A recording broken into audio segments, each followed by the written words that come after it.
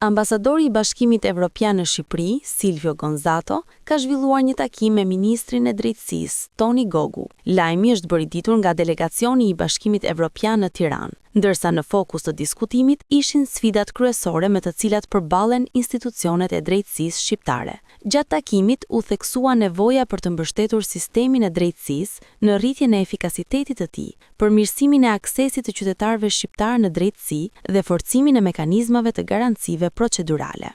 Zhvilluam një takim të mirë me ministrin e drejtësisë, Toni Gogu, mbi sfidat kryesore me të cilat përballet sistemi i drejtësisë në Shqipëri. Në qendër të diskutimit ishte nevoja për të mbështetur sistemin e drejtësisë për të rritur efikasitetin, për të përmirësuar aksesin e qytetarëve shqiptar në drejtësi dhe për të forcuar garancitë procedurale. Diskutuam gjithashtu se si Bashkimi Evropian mund ta mbështesë sistemin gjyqësor në arritjen e këtyre objektivave, duke u fokusuar gjithashtu në thellimin e luftës kundër krimit të organizuar dhe korrupsionit. Ministria e Drejtësisë luan një rol qendror për të siguruar që reformat të përkthehen në përmirësime konkrete për qytetarët dhe institucionet e drejtësisë. Ne do të vazhdojmë të mbështesim këto përpjekje përmes projekteve të dedikuara dhe bashkëpunimit të ngushtë me institucionet e drejtësisë, thuhet në postimin e delegacionit. Ambasadori Gonzato nënvizoi gjithashtu rëndësinë e mbështetjes së Bashkimit Evropian për arritjen e këtyre objektivave, duke u fokusuar gjithashtu në thellimin e luftës kundër krimit të organizuar